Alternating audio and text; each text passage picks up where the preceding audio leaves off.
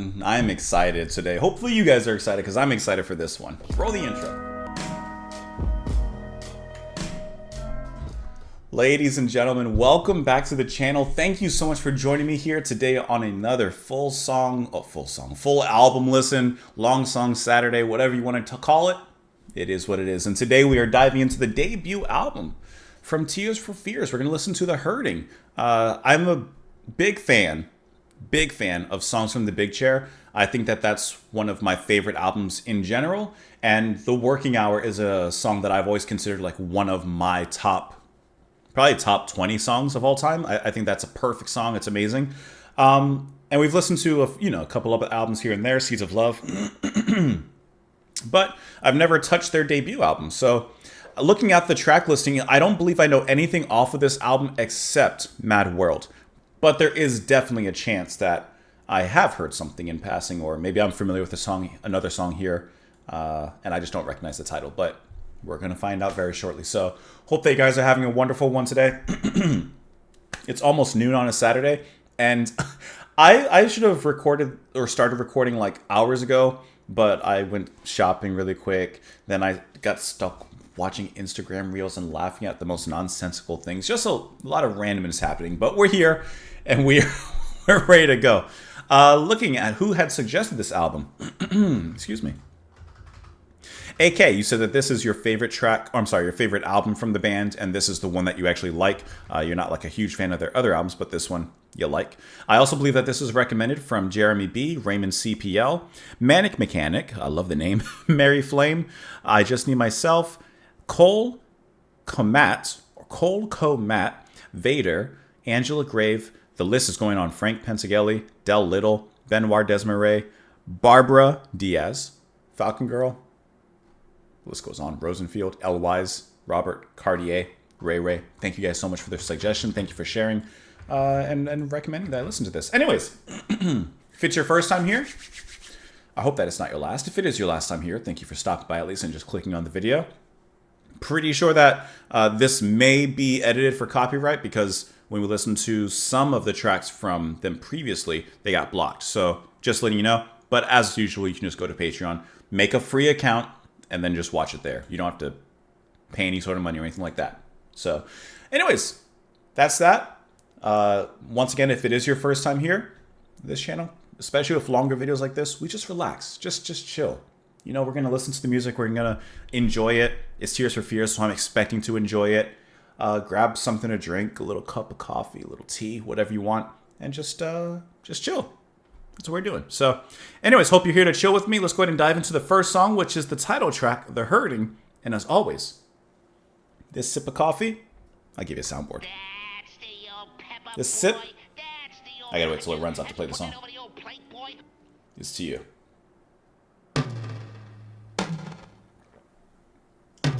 Big gulp.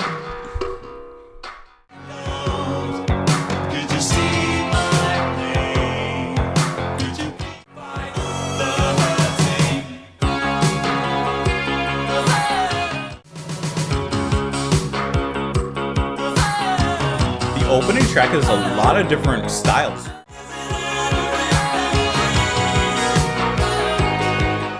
You know, starting off with the title track is quite a statement to make, and I think with this title track, they make that statement very, very clear. So the first thing that's surprising me is that the style that I'm hearing here is very different than from, of course, where they would go later, even from Songs of the Big Chair, Seeds of Love, you know, like it's like their sound kept on expanding in some ways as it went further.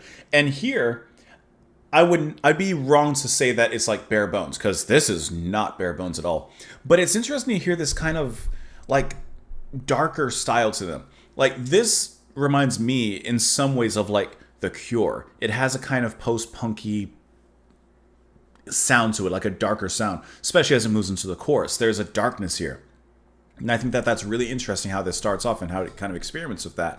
The quasi-synth horn sound, I think that's what it is that comes in the chorus, is really like shocking in a way. Not like shocking, but like kind of shocking. Like there's a little uncomfortableness to it, which of course works with the title of the song, the themes that it's exploring.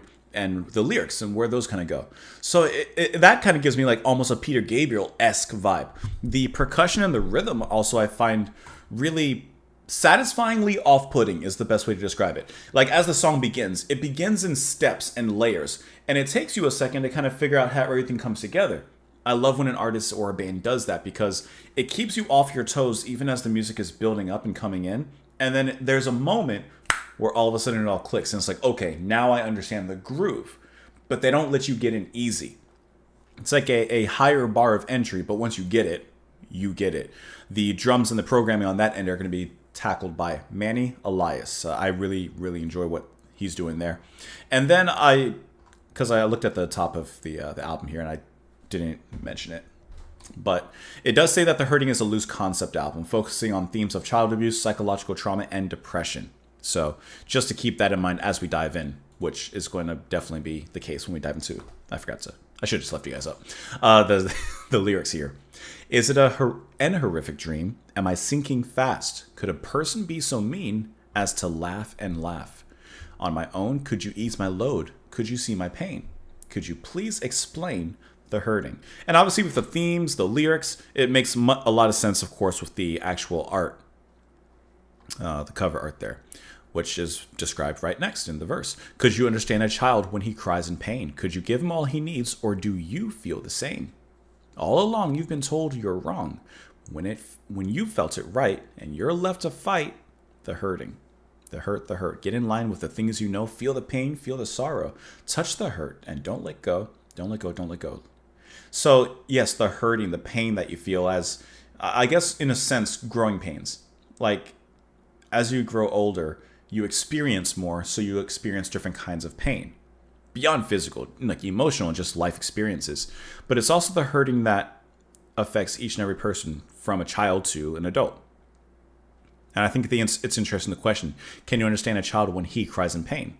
Well, no, because a child, or I'm thinking a baby, like they can't tell you why they're in pain. Could you give him all he needs, or do you feel the same? Like, do you also feel yourself self-reflecting from that child? Like, you're in pain too. Maybe, of course, just a different kind.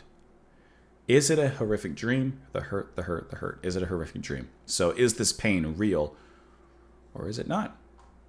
Deep questions to dive into on the first track here. Deep questions. Let's go ahead and continue on. We're moving on to the next track, which this is the one that I do know, Mad World. And I do know Tears for Fears, of course, their original version. But the first time that I heard this track, I don't know who. I can't remember. It was many, many, many years back. I heard a cover sung and performed by a woman, but I do not know who it was. I couldn't tell you. I just know that that's my first exposure to the track, and I heard Tears for Fears original, afterwards. We're going to listen to it again now. Here we go.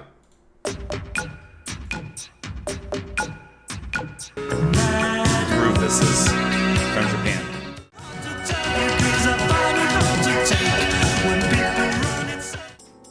And obviously it's moving on. We'll get that. We'll catch that transition. Okay. Mad World is a classic. And I think that this strikes the perfect, most interesting balance of this kind of creepy, distressing factor with the synths, of course, the lyrics, this mad world. There's a deep, haunting quality to it. But at the same time, it's incredibly danceable. You have those quick, scary horns, the that come out every once in a while as a jump scare, just kind of popping out of the bushes. There's that ghostly, whispery synth that kind of rises up, has that vibrato, that almost theremin-esque vibrato. Definitely not a theremin or even close to that sound, but the way that it shakes, that vibration on the ends of it, that wavering, is very, very similar. And I love the way that it's used here in this track. And while, like I said, I couldn't tell you the version I've heard. I guess I could super quickly try and find it. At least like a piece. I'm not going to play like the whole thing. But this has like an increasing claustrophobia to it, I think would be the best way to describe it. It just has a very, very, like, paranoid energy to it. Like, there's always something coming out of it. Whereas the version that I'm, I guess, familiar with, or that I heard first, is very much pulled back. I think it's just piano. As a matter of fact, I'm assuming it's probably going to be this one by Jasmine Thompson. Yeah. So that's the one that I'm familiar with. I'm not going to play the whole song, but I'm sure that you guys have heard it in some capacity. I find it kind of funny. Yeah, that's the first version I ever heard. And I think it's really cool how different they are. And I know I'm comparing, this is like 20 years, 30 years, however many years later between the cover and the original. But whereas the original has, like I said, that energetic dance poppy kind of energy, but still hints of something off and something maddening. It's really cool how you pull that and put it into a calm piano piece like that and get a different kind of effect. Something of longing to me. Something of like sadness. Whereas here it's almost like an anger. Like, what are we doing? I just think that's really cool. The song is fantastic. Now, you guys can't see this, and I have no way to pull it up. I've tried before. But on Spotify, as I'm playing the album and I'm looking at the track listing and such, a lot of times it plays like if there's a music video associated with the song, it pulls like a portion of the music video and it just puts it on the side like as a little bit of a visualizer. So I've never seen the music video for this song, but I don't know which one of the two are dancing, but one of them is just dancing their heart out. And I gotta tell you, kind of has some moves. I'm pulling up the music video right now. Kind of has some moves here. Hold on.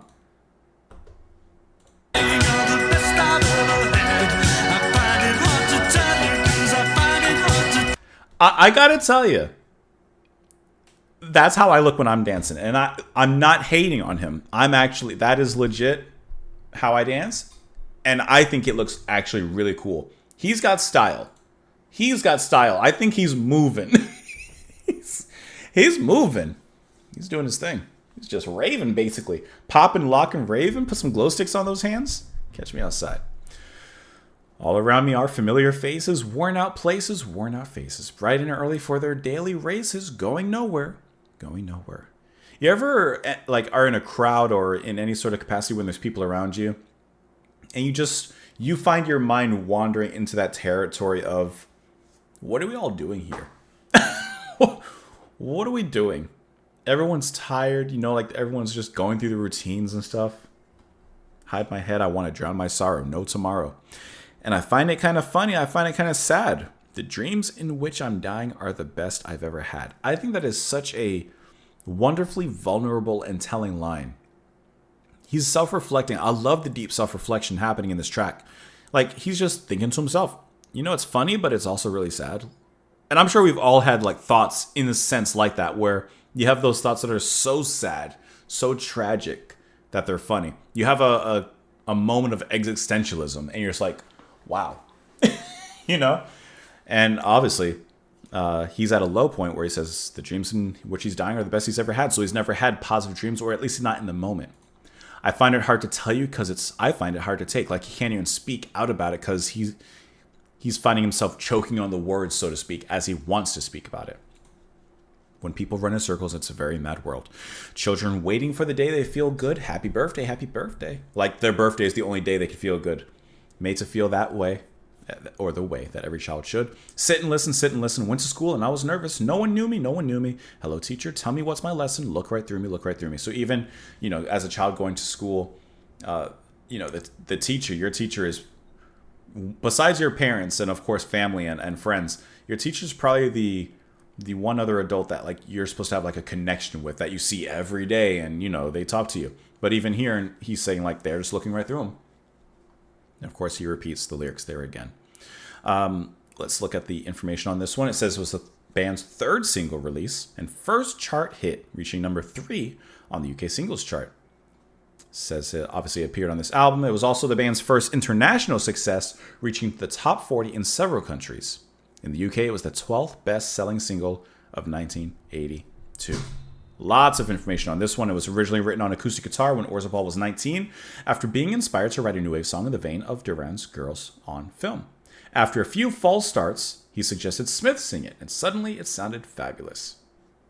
Mad World was intended to be the B-side for the band's second single, Pale Schultzer, but their record company stated that Mad World could be a single in its own right.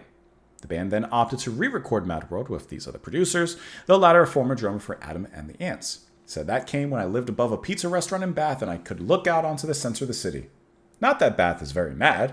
I should have called it Bourgeois World. And then Kurt says, Mad World was the first single off the finished album. The intention was to gain attention from it, and we'd hopefully build up a little following. We had no idea it would become a hit, nor did the record company. And there you go. It goes on from there. So obviously a great success, great track. What else is there to say? Except let's move on to the next song, and that will be Pale Shelter. Here we go.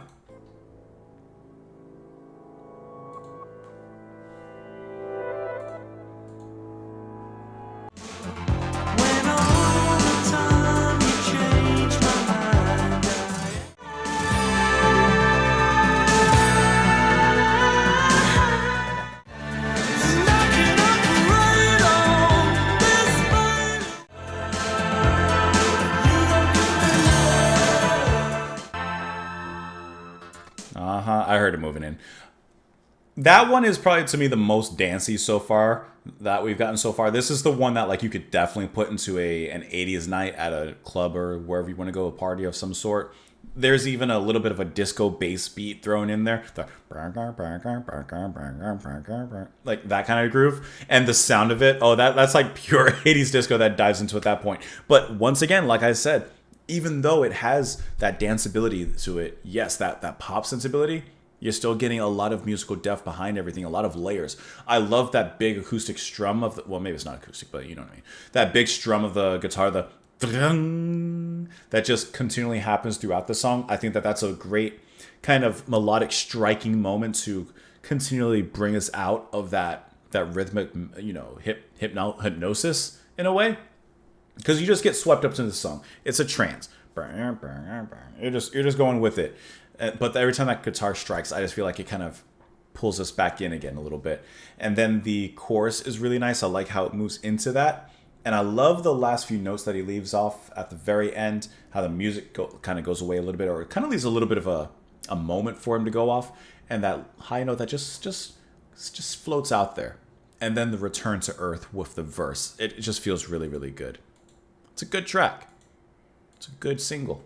Because I see here that it's a single. It says this is the original version didn't chart, but it did later become a top 20 hit in Canada and top 75 hit when it was reissued on this one. And it says that Kurt Smith is the singer on this one. And you hear him popping a little bass there at the end. You hear him popping a little bass. It says that I guess the generally better known version was a re-recording from 1983. Now, from what I'm using on Spotify, you guys probably saw it on the screen, but where it says second single version, I'm imagining this is that version. I'm just taking an assumption on that, but don't quote me. You can quote me as I read these lyrics, though. How can I be sure when your intrusion's my illusion? How can I be sure when all the time you change my mind? I ask for more and more, how can I be sure? When you don't give me love, you give me pale shelter. You don't give me love, you give me cold hands. And I can't operate on this failure when all I want to be is completely in command. So he's wanting love, but he's not getting love. He's getting something that perhaps the actions could be mistaken as love. So like, for example, he says, you don't give me love, you give me pale shelter. Okay, you're giving me shelter romantically. You're giving my heart a place to be, but it's pale. There's no color. There's no love there. There's no warmth. And he says, you don't give me love, you give me cold hands. So yeah, you're giving me your hands, but they're once again cold. There's no love or warmth with that. How can I be sure? For all you say, you keep me waiting. Like, I can imagine like he's asking like, do you love me? And the other person's like, well, I like you. I like you. I'm enjoying this relationship. Like, he's just asking for just a little bit more. I've been here before. There is no why, no need to try. I thought you had it all. I'm calling you. I ask for more and more. How can I be sure? And then the lyrics repeat from there. And like I said, it did have some success when it was re-released rather. Roland says it's kind of a love song, though more referring to one's parents than a girl. Okay. The title of the song is a reference to Pale Shelter Scene, a 1941 drawing by British sculptor Harry Moore. Let's get a visual on that. How about that? Let's get a visual. I assume it's probably this one. Pale Shelter Scene. What are we looking at here? What do you think? Listen, once again, if it's your first time, sometimes we go off on a little tangent. Tangents are good. It's good to learn. It's an interesting drawing, or yeah, I guess drawing. But what's the meaning behind it? That's what I want to know. Like, what's the intention? I can't go back. I got to go back here. What's the intention behind Pale Shelter Scene? I don't know where we would find that. Should I do meaning? Oh, there you go. Google already knows. Okay, I know it's a song. We've established that. I guess we're not going to find it right away, huh? I don't want to like spend overly too much time. I just thought there'd maybe be like a quick little. Here's the general, summary of it. Artwork information, details. Okay, here we go. Based on 2 drawings in the shelter sketchbooks, one described platform scenes of sleeping people. Maybe that's not it though. Can't even see what the image is. Might just be a mystery on this one. we might just be left to a mystery on this particular. It is interesting. These drawings are very interesting. I will tell you that. I wish I knew exactly a little bit more of what it could be. Like, I think that's a baby or a child there. People sitting on the ground. Some people sleeping here. He looks like he's wrapped in a blanket. Like, they're crowded into a place. I just don't know what would it be. I don't know. What I do know, so we can move on to the next song, though. That's going to be Ideas as Opiates. It's kind of interesting. Let's go in.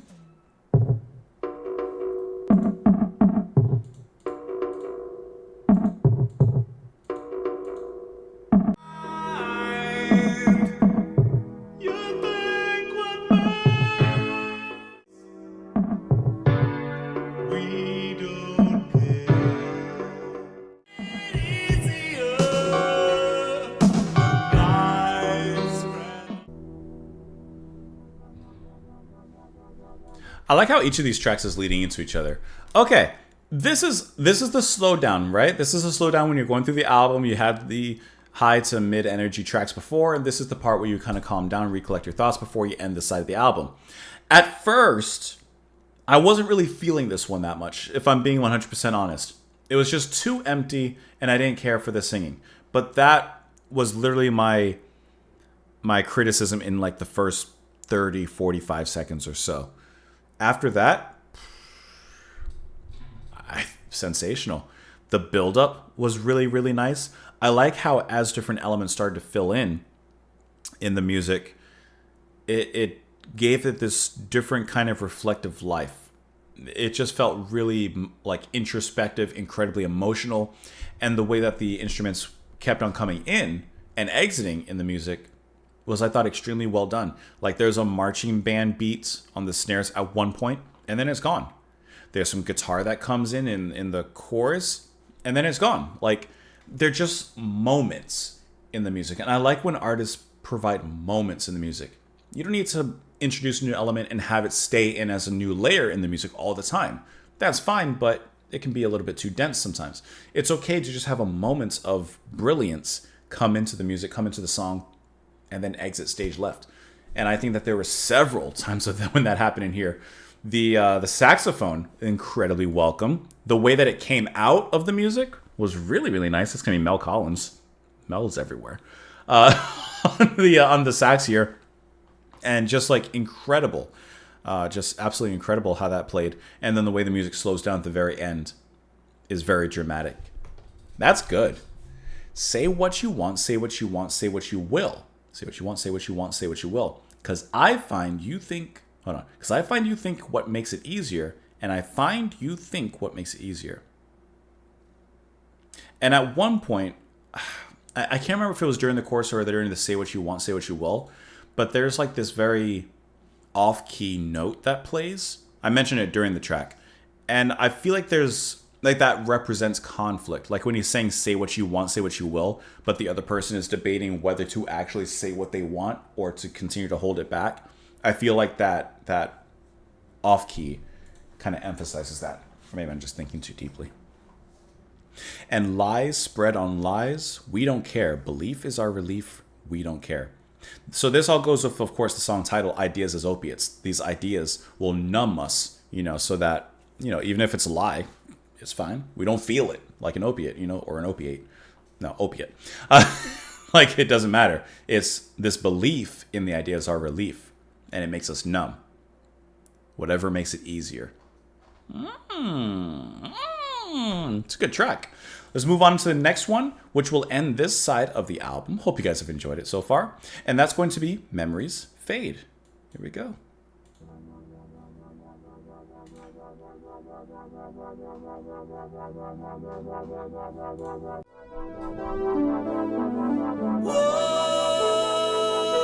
Great keys.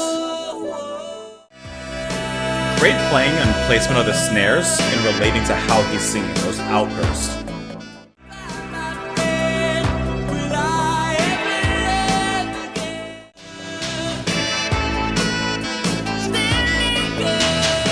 Put a little extra on that one. And just like that, the first side of the album is done. That's a great way to end the first side. And I gotta tell you, I mean, yes, all the tracks connected, but the flow of this whole album up to this point, it's been incredible, like sensational. This was a fantastic climax. This was emotional. It started off very emotional, especially off of the back of the previous track, rather. And I like how it grew off of that and didn't quite go into anything dancey like, you know, one of the first 3 tracks or so. It kind of kept into that more, to me, that art rock kind of sound, where it gave you something to think about. But it gave you some really great instrumentation around it. Once again, you got Mel Collins on the saxophone, just lovely playing. And I love that melody that he first plays when it comes out. It makes me think of, don't laugh, but it makes me think of a leaf falling off a tree. Hear me out, because this is what happens. He goes, da, da, da, da, like he goes high. And then it's the sway when he's coming down. Da, I don't remember the exact notes, but da, da, da, da, da. Like, it was the descent. It was the way that it was playing. It was like this calm, gentle swing down. I just thought that was really, really cool.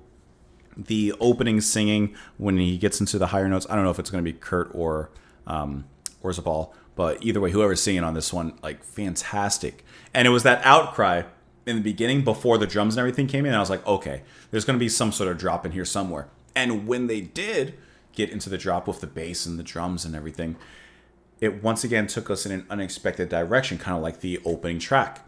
It didn't just give us like a straight 4 on the floor, like some big like no big drum fill or anything like that. It was just this once again kind of, oh, are we starting on our left or our right foot? And then once you catch the groove, okay, this is how it's moving. I thought that was fantastic. I thought every time that he entered into the chorus, it felt like it was too soon. So there was this unexpected kind of, oh, that's where it's like that's where it is kind of quality to it. Just keeping us on our toes, which I think is really, really fantastic. That was quite all right with me. There's only need. I love your need. So much I'm losing me. I cannot see the reason for the pain with hungry joy. I'll be your toy, just hoping you will play. Without the hope, my body starts to fail. Like, I'll be whatever you need. I'll be your toy. Like, I'll be anything if you just give me some attention. Memories fade, but the scars still linger. Goodbye, my friend. Will I ever love again? I cannot grow. I cannot move. I cannot feel my age. The vice-like grip of tension holds me fast, engulfed by you. What can I do when history's my cage? Like, there's a past, and that past is keeping him in a cage, as he says. He's engulfed by you, by this other person, in flames, basically. Look forward to a future in the past. So, like, maybe there's a rekindling trying to happen or something of that, but there's still scars. There's something that was just, there was an event that happened that was just too bad, and it's still lingering. So can they move forward from here? The more I talk, the more I say, the less you seem to hear. I'm speechless in a most peculiar way. Your mind is weak, your need is great, and nothing is too dear for you to use to take the pain away. Like, you'll go to the lowest of the low. You'll do some low blows, you know? And then it repeats again, but once again it says, goodbye, my friend, will I ever love again? Memories fade when I die. Pretend you can justify the end. That's a strong line. Like, you know, like, in movies, but of course in real life, of course. Like, maybe someone dies, a family member, parents, friend, and maybe the relationship wasn't the best, and that person dies, and you feel like either there were still some words left unsaid, you weren't able to resolve whatever that conflict was between you two. And so I think it's so interesting how he says, when I die, pretend you can justify the end. Like, pretend you can justify, or talk to yourself in a sense and say, yeah, we fixed it in the end, even if it's not true. Like, in your own disillusionment. Like, you're lying to yourself. He's saying it's okay to lie to yourself. You could try. Like, you could try to lie to yourself that we fixed things, but the fact of the matter is you're just pretending, as he says there. That's good. That's a good track. That's a great track to end this side on. And just like that, we are done with the first side of the album. So as always, I hope that you guys have enjoyed so far the first side of the album. It's only 12:43 in the afternoon. The sun keeps coming in and out, and I have my window open, but the light kind of goes back and forth. So you guys have probably seen the light changing in the room. It's just the window. Anyways, before we dive into the second side of the album, I always like to find out who's still watching, who's still looking at this point in the video. So listen, don't laugh at me, because I never eat on camera, but I have like these 2 pieces of candy. This peppermint bark from Ghirardelli, and what is this? More peppermint bark from Ghirardelli. I gotta tell you, growing up, hated mints and chocolate. Still don't like mints and chocolate ice cream, but like these, they kind of hit. Which one would you choose? I mean, I don't know about you, but they're both the same, I believe. And listen, for the second half of the album, I'd like to rip one open, if you don't mind. Look at that. It has like, it's like the little snowman. It has black on one side, white on the other side. A little red in the middle. It's kind of cool. All right. Let's go. We're going to move on to the next track, which is Suffer the Children. Here we go, as I chew on my chocolate.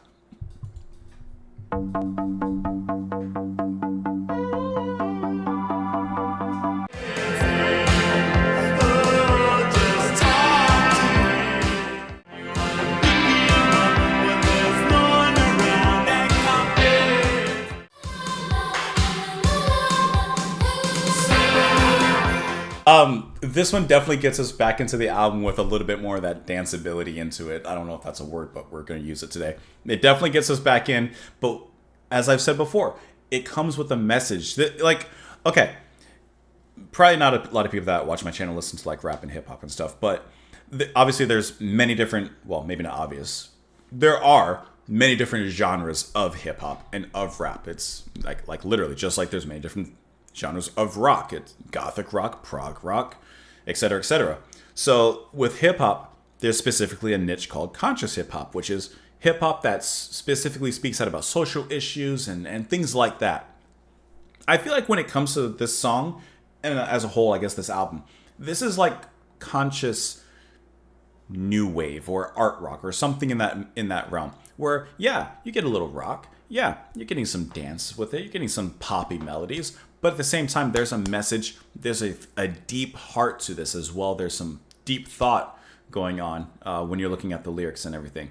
I love how the song is about children, and at the very end, you actually have children or a kid of some sort. La, la, la, la, la, la, la, and that just goes off. There's a little guitar solo in there, kind of buried underneath the bass and the pulse of everything, but it's there nonetheless, and it feels right. Singing's great. It's got all the makings. It's got legs. Let's talk about it. It's a sad affair when there's no one there. He calls out in the night, and it's so unfair. At least it seems that way when you gave him his life. And all this time it's been getting you down. You ought to pick him up when there's no one around and convince him, oh, just talk to him, because he knows in his heart you won't be home soon. He's an only child in an only room, and he's dependent on you. He's dependent on you. That kid is depending on you, so you better be there when he needs you. And it seems so strange that at the end of the day, making love can be so good, but the pain of birth, for what is it worth when it don't turn out the way it should? I think that's a decent question. Is the juice worth the squeeze? Please clap. And, like, that can go so many different ways, of course, right? I mean, it can go so many different ways. It just goes on again. Suffer the children, suffer the children. So, I mean, you never know what's going to, or the outcome is going to be, but you better take care of that kid. You better do what you need to do. I think that's fantastic. I want to read some of the information on it. Because there was a Wikipedia page. Well, I guess we can use both. It doesn't matter. It says that this is the debut single from the band. So this is their first single. It says the original single was produced by David Lord and recorded at his own facility in Bath. And it would be eventually re-recorded. And that's what we hear here on the album. Here. It was one of 2 demo songs that landed on this album. It says, Suffer the Children was the first song we did together when we left Graduate. It was our first experimentation with sequencers and drum machines with a guy called David Lord who worked with Peter Gabriel and different people down in Bath.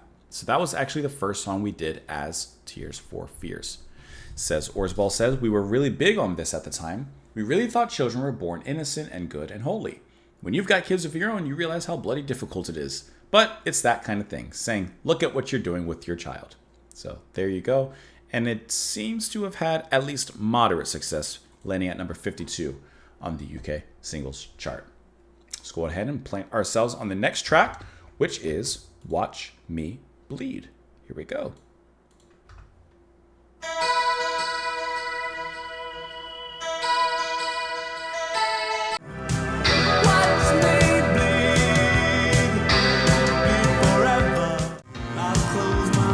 Dark gothic piano.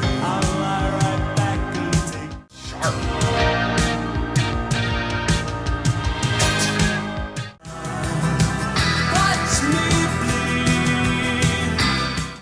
I love how it kind of switches into this jangly pop kind of style. I love the guitar in this one, how it jingles and jangles. I love, once again, how many different elements are introduced into this one. There's almost a xylophone-esque, very, very subtle instrument that plays near the very end when everything starts changing. The drum pattern, I think, is really interesting as well, and it kind of keeps this tribal-esque momentum throughout the track. It just...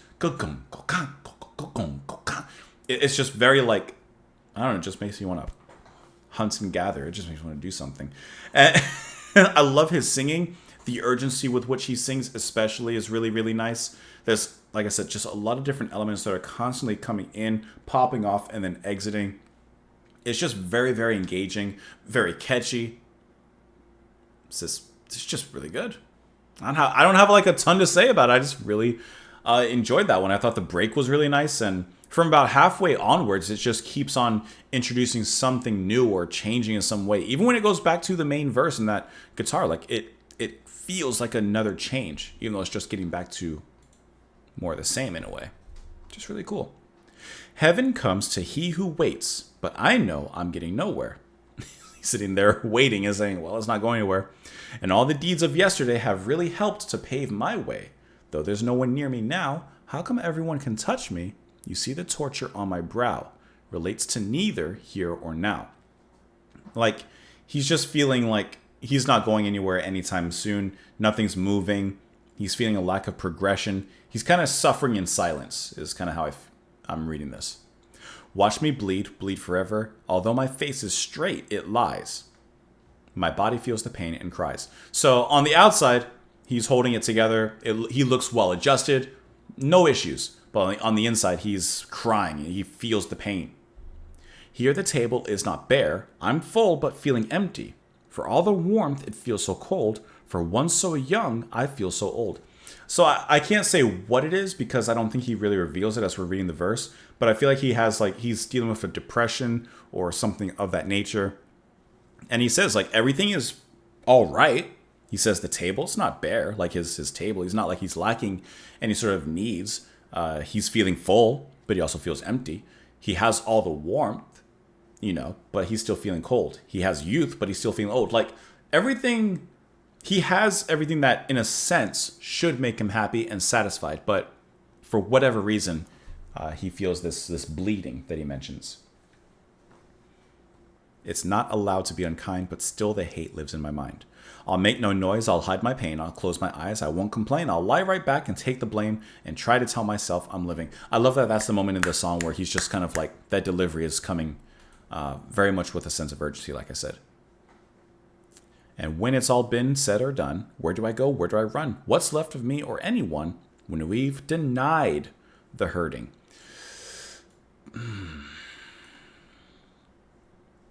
This is a good stanza right here. Obviously, we already know the first part. We already talked about that. He's just hiding the pain. And he's going to try and convince himself that he's living. But after that, what's next?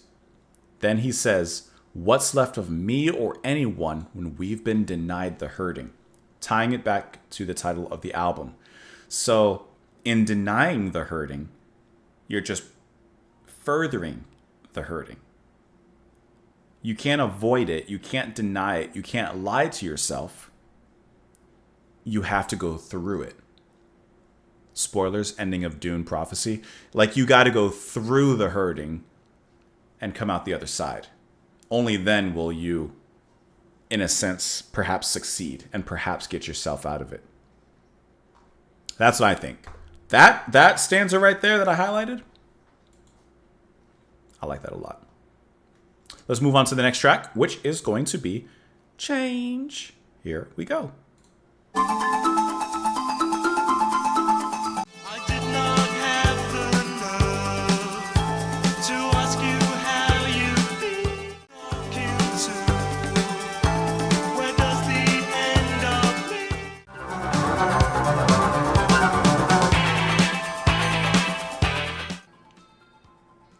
I feel like that's a song that played live and at the audience. Like, man, you'd be jamming to that one. That's probably the best of the poppiest songs on this album. The bass and the drum groove, especially at the end, the way they change it. Oh, those hits feel so right. Every time they come around, bang, bang, bang, change. Just going with it. Fantastic chorus. It's very simple. It's not, mince words, but it's very effective. It gets you going. Makes you want to sing it. A lot of synth elements that are continually happening through this track, whether it's something as overt as that xylophone or whatever is happening in that melody, which, like I said, was just very subtly hinted at previously, which is nice to connect it all. Whether it's that or the synths that are constantly popping in and out, that guitar breakdown-esque moment where it's just hitting on the hits with the bass drum.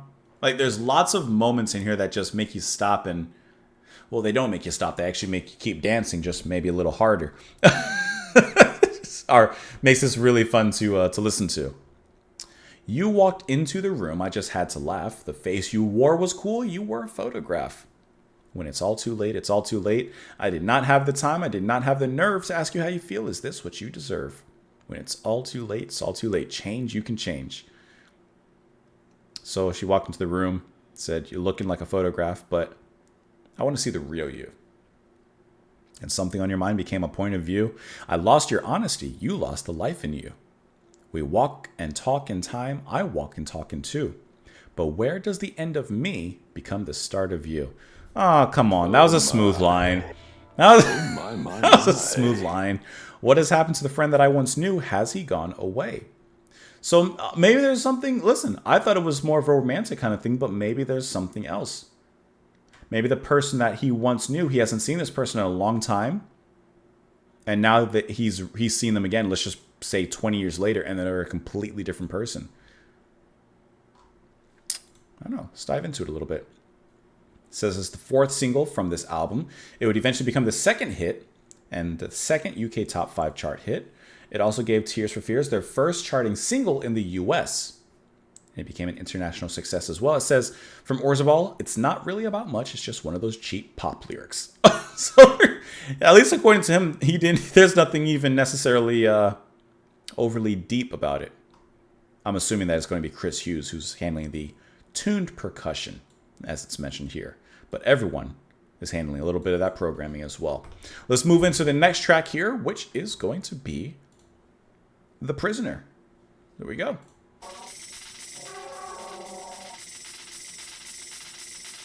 Just a little bit of a robotic alien sound.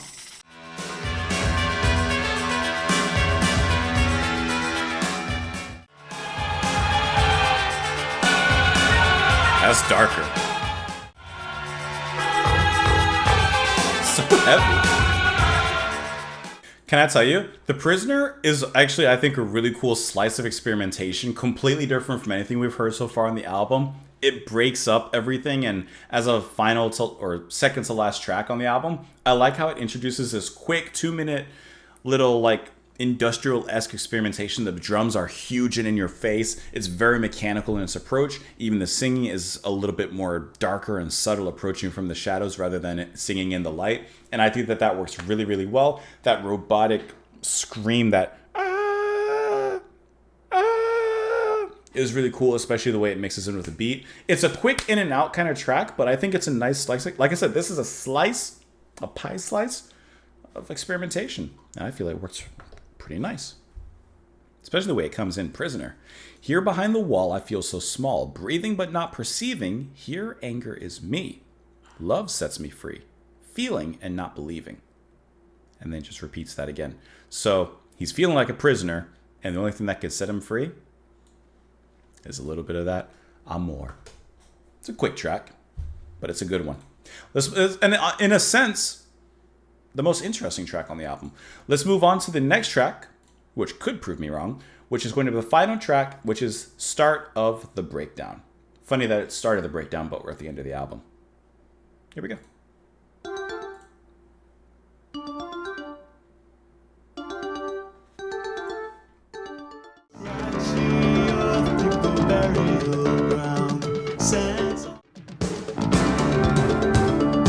Always in an unexpected way.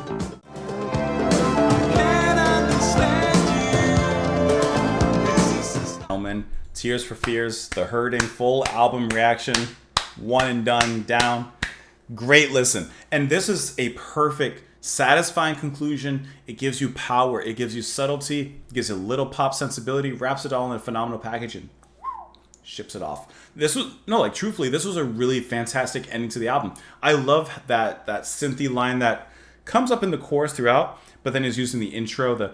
I can't repeat the melody, but the da da da da. Like, it gives it a synthy orchestral kind of sound, which is definitely going to be used really nicely to end things or to, bring things to a climax and to a head. And it's used wonderfully here.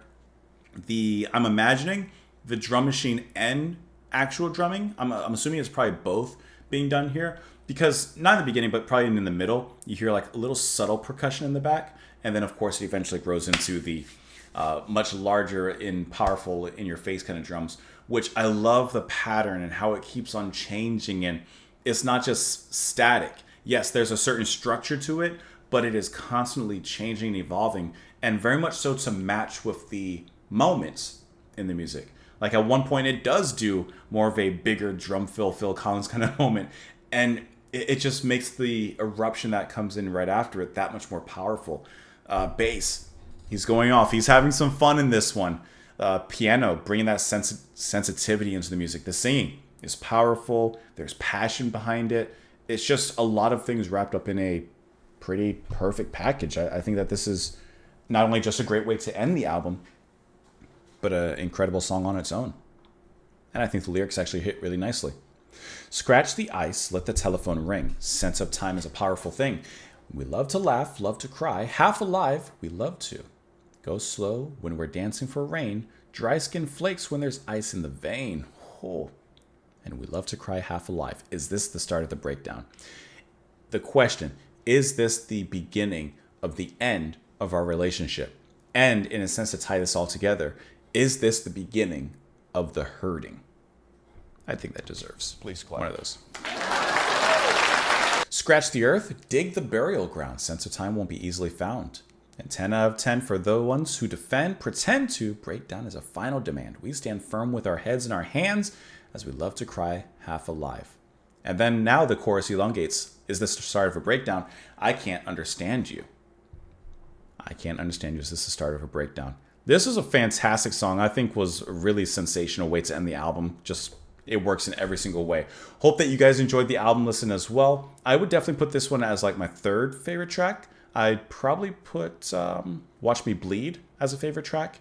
And then also probably Mad World. I mean, it has to be. Just really great stuff all around. Thank you all so much once again for watching, for listening. Of course, as always, support what I do on Patreon. You can press the like button. It goes a long way. Subscribe if you haven't. So if it's your first time, thanks for accompanying me on the journey. If it's your 1,000th time, thanks for accompanying me on the journey. Have a wonderful rest of your day, and I will see you all later. Bye, guys.